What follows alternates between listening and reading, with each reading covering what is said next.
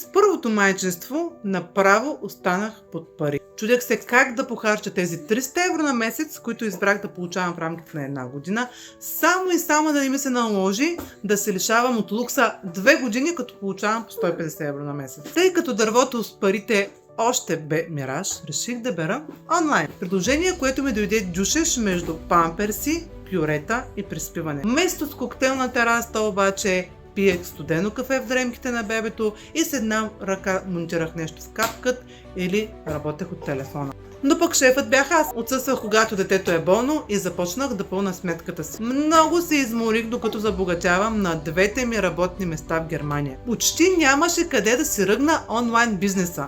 Но автоматизирахме системата. И така, този бизнес се ръгна точно там, където нямах никакво място между отглеждането на детето и домашния бит. И донесе брутални моменти в живота ми.